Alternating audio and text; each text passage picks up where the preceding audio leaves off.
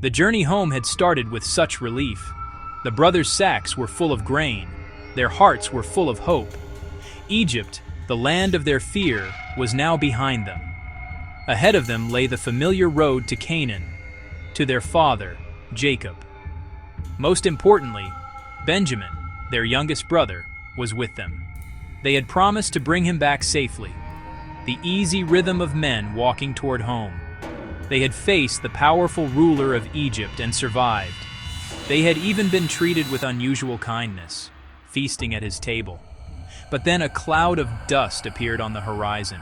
It grew larger, closer.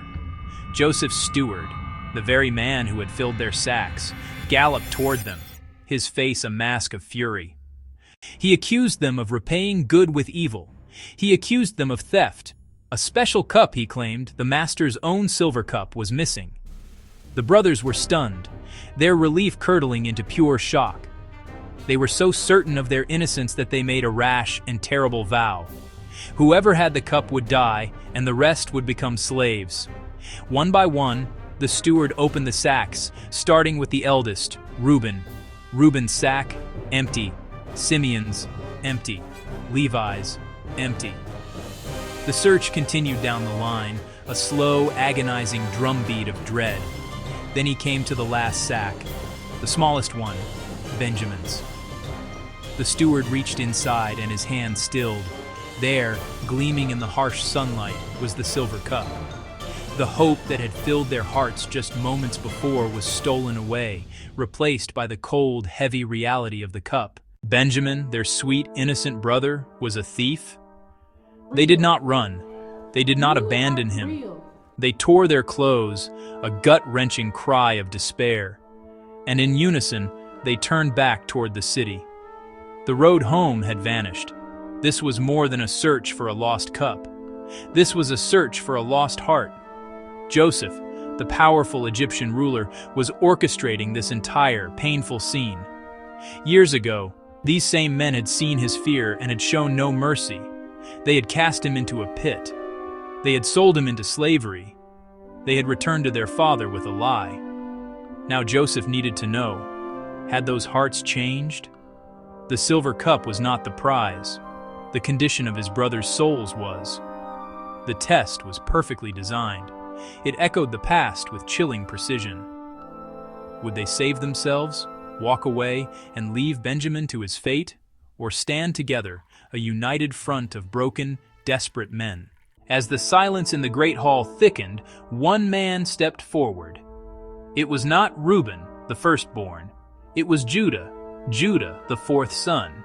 Judah, who had once suggested, "Let's sell him."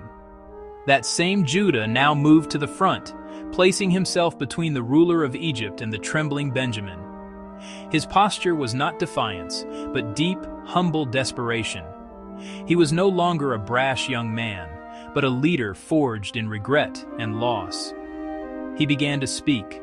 His words were not a defense. He accepted the judgment. What can we say to my lord? What can we speak, or how can we clear ourselves? Here we are, my lord's slaves, both we and he also with whom the cup was found. This was a different Judah. The years had changed him. I will be a pledge for him. From my hand you shall require him. Judah's speech was more than a plea for Benjamin. It was a portrait of a father's heart. He made Joseph see him, a life fragile, a breath tied to his youngest son. His life is bound up in the lad's life, Judah explained. He used these words to build a bridge of empathy. You know that my wife bore me 2 sons, and the one went out from me, and I have not seen him since. In saying these words, he spoke of Joseph himself.